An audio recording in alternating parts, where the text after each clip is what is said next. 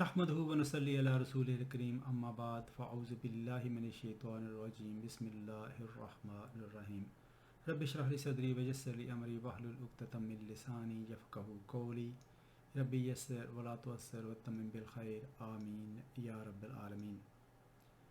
In the last video we talked about pronouns. A pronoun in Arabic is called damir. Damir, and plural is damair. It is jama mukassir, plural is damair. Damir literally means conscious, which is something to do with recognition of difference between right and wrong. So what is this to do with that? I really don't know, but this is grammatical term, and in Arabic grammar books pronoun is translated as damir and its plural is damair. So we looked at damair last time. So we've got third person, second person and first person damair. We have six here and 2 in the first person, so total of 14. Now this chart, this paradigm or this sketch, whatever you want to call it, this is very important because we are going to conjugate verbs on this pattern as well. So although we have not worked on verbs yet, we are going to start on verbs soon inshallah, but our conjugation of verbs is going to follow these lines. So it's very important to become familiar with this paradigm. Although we have not really discussed any verb in detail, but we have used a few verbs in our discussions, and the first ever verb which we used was in this sentence. We said Hamid helped Zaid. Hamid helped Zaid, and we translated this as Nasara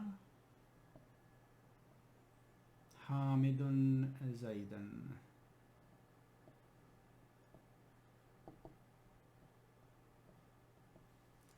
So Nasara is fail, and if we use Nasara on its own, it will mean he helped. Where the he comes from, we are going to know in our future discussions. We're not going to discuss that at this point in time.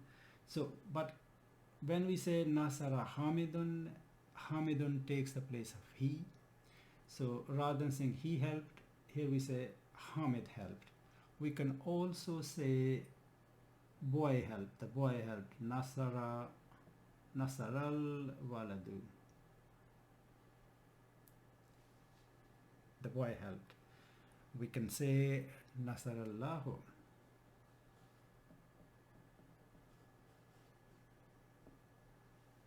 Nasarallahu, Allah helped. So basically whatever follows fail comes as a file, as a subject.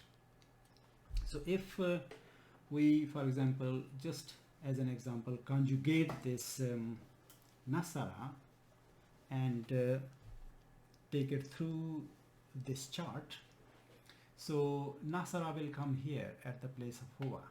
So Nasara will be the first conjugation form of the verb, which will be third person singular masculine, and we go in that direction and follow along. So Nasara will be here. Nasara, Nasara, Nasaru, Nasarat, Nasarata, Nasarna, Nasarta, Nasartuma, Nasartum, Nasarti, Nasartuma, Nasartunna, Nasartu, Nasarna. So our aim today is clearly not to start conjugating verbs, because we haven't really worked on the verbs at all. But I wanted to make this point that this chart is very important. And if I take all this out of context here, so we can remove these different damir from here. What will be left will be a kind of sketch, something to work on and keep that in our mind. For example, we can say something is going to come here, here, here. So that's wahid, tasniya, jama, singular, dual, plural, and then feminine, here, here. So that's third person. Second person, similarly, wahid, tasniya, jama, that's muzakkar, wahid, tasniya, jama, that's muannas.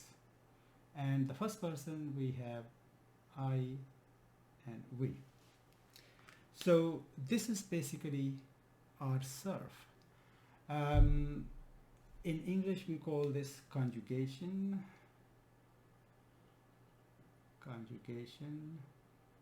of a verb, for example. In Arabic we call this tasrif, from surf. So this is basically surf, and this is not nahw. Nahw is when we put different words together to make a sentence. So that's all part of our surf. Those who know Urdu, in Urdu we use a word called gardan. So this surf or conjugation is called gardan in Urdu books. So that's gardan or tasrif, or pattern of conjugation. So this pattern is very important. Each form is then called siga. Siga basically means form. Sigatan. There's a few terms to remember. Siga. So siga basically means form. That's one siga. Second siga, we can say siga number 1, siga number 2, 3, 4, 5, 6, 7, 8, 9, 10, 11, 12, 13, and 14. So siga number 14 is mutakallim, which is plural, as well as used for dual as well. So that's this paradigm which we are going to use for conjugation of verbs, and in this example here we use this for our damir. Now let us look at few Quranic examples using different damir. So the first one is ana basharun. Ana, I, basharun, human being. So this is Surah Kahf, the last ayah. This is part of the last ayah of Surah Kahf, which is ayah number 110, which basically, this is part of a longer ayah. The ayah it starts as Kul innama ana basharum mislukum. So if we take this out of context on its own, so this is basically is jumla ismiya. Ana is mubtada, because we know mubtada is definite and it comes at the beginning of a sentence. So that is a mubtada, and that is definite. All damir, they are definite. So mubtada is usually definite. Khabar is usually indefinite. So khabar is basharun. So that's mubtada and khabar we have here, and mubtada and khabar combine to make jumla ismiya khabariya. So basically that is a sentence in an ayah, and when we add innama before this, inna, this means I am a human being. When we add innama, which is usually translated as, it's a good translation as only, or we can say nothing but, that kind of meaning. So when we add inna here, inna ana basharun, so the translation will then be, and the meaning will be, I'm only a human being, basharum mislukum, like you. So I'm only a human being like you. Huwa aduwan. Huwa aduwan is again part of a bigger ayah, and that is Surah Qasas, ayah number 19. So huwa, which is he, third person singular, and because this is the damir, this is definite, and aduwan is indefinite khabar. So he is an enemy. So it's part of a bigger ayah which is falamma an arada an yabtasha billazi huwa aduwullahuma. So that's about Prophet Moses. Then when Moses was about to strike or lay his hands on a man who was an enemy of both of them, so there is huma at the end, both of them. So huwa aduwan is just really like this. It's mubtada, this khabar, and it makes jumla ismiya khabariya. Hiya zalimatun. Now we have got huwa here, which is muzakkar. Hiya is muannas. Both are in third person. Hiya has replaced in the ayah, the word in ayah has been used kariyatun. Kariyatun. A town, a village. So because Kariyatun is muannas, because of this tied up tha, this word is muannas. So in its place, hiya has been used, not huwa. So the ayah is that فَكَأَيِّم مِّن قَرْيَةٍ أَهْلَكْنَاهَا وَهِيَ ظَالِمَةٌ. How many townships teeming with wrongdoings have we utterly destroyed? So hiya replaces karyatun in the ayah, and because karyatun is feminine, hiya has been used. And because hiya has been used for a town, for a village, which is an inanimate object. So in English, he and she is replaced by it. He, she. They're both replaced by it for inanimate objects. And it is a neutral gender pronoun in English. So the translation will be not she is wrongdoer, but translation here will be it. So it is a wrongdoer. So this is definite, that is indefinite. This is feminine, that is feminine as well. This is singular, that is singular. And we know that in Jumla Ismiya, Mubtada is always in Rafa, and here this Zamir is in state of Rafa. Zalimatun is Khabar also in Rafa on its own right. Mubtada is usually definite, Khabar is usually indefinite, and from the jins and other point of view, Khabar is going to follow Mubtada. And because here Mubtada is feminine, Khabar has to be feminine. So we cannot say hiya zalimun. We'll have to say hiya zalimatun. Zalimun is muzakkar, zalimatun is muannas. Our next example is huma fil ghari. So they both are in the cave. So that's when Prophet sallallahu alaihi wasallam and Hazrat Abu Bakr radiyallahu ta'ala anhu, they left Mecca and they stopped at the cave of Cave Sor. So huma means they both. So huma is in our paradigm, huma is both for muzakkar as well as for muannas as a dual. But here the context will tell us that huma here is actually muzakkar because two men were in the cave. So huma fil ghari. So fil ghari is our jar majroor. We have worked on our murakkab jari. So fil ghari. So this is jar, and when we have jar, we will have ism majroor, and jar and majroor combine to make murakkab jari, which would take the place of khabar. So this becomes khabar. Murakkab jari is khabar, and our mubtada is huma. So mubtada and jar majroor become khabar, so they combine to make jumla ismiya khabariya. So huma fil ghari, they are in the cave. Hum fi shakkin, that's Surah Naml, ayah number 66. They are in doubt. This is again part of a longer ayah. Hum here is the mir, which is third person plural masculine, and because this is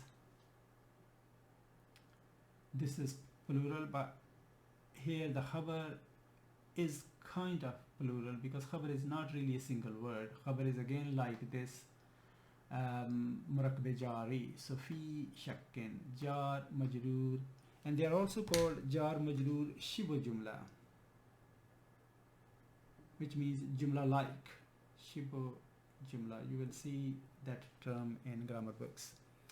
So they are jar majroor, we can say jar majroor shibu jumla khabar, jumla like. It's not a complete sentence, it's just a phrase. So jar majroor shibu jumla khabar, another terminology for you. And here we have our mubtada, which is plural, and jar majroor or khabar. So huma fi shakkin, it's part of a big ayah again. Balid taraka ilmuhum fil akhirati balhum fi shakkim minha balhum minha amun. You can see the translation yourself. That's Surah Naml, ayah number 66. Huwa shairun, he is a poet. So we've got the same huwa here, third person singular. So that's our zamir, which is mubtada, shairun indefinite, and that's our khabar, he is a poet.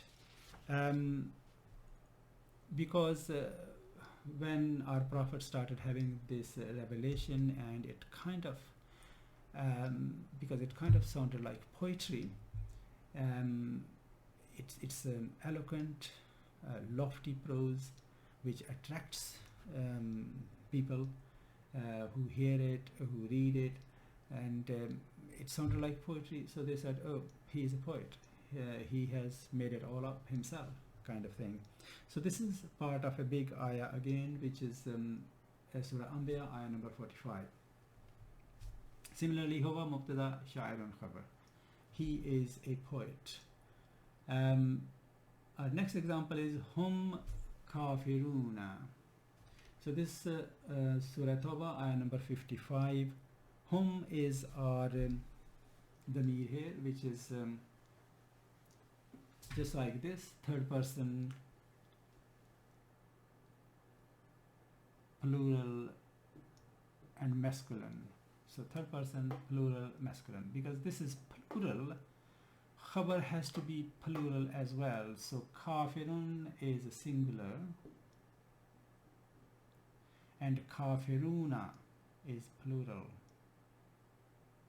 In Quran it is written like this. You can, outside Quran you can write like this, kafiruna, I suppose, but in Quran it has to be written like this, kafiruna. So this is definite, that is indefinite. This is not al-kafiruna, you know, in that ayah, Qul ya, in that surah, Qul ya ayyuhal kafirun, al-kafirun. So this is not definite, this is indefinite, there's no al there. So kafiruna will be in rafa, and we know that kafirina, nasab and jar. So hum kafiruna, and they are disbelievers. It is again part of a bigger ayah, and the point to make here is that this is plural and khabar is also plural. This is muzakkar and khabar is also muzakkar. So hum kafiruna, they are disbelievers. It's part of a big ayah again, You can look at the ayah yourself and look at the translation as well. We're going to kind of save time here. So these are few examples of these damair from Quran, and they will help you to understand them when you put them in the right context and see how these damair work in a sentence or in a bigger ayah. When we have started analyzing different ayah of Quran, then we will go through the whole ayah, analyze the whole ayah, and see how that sentence then fits in and makes part of the whole ayah. One final point here is that we have seen that these damair, they are written separately in an ayah and in a sentence. They are not joined together with another word, for example. So they're written alone, separate, as a stand-alone kind of ism, and that's why they are called damair munfasila. Damair munfasila.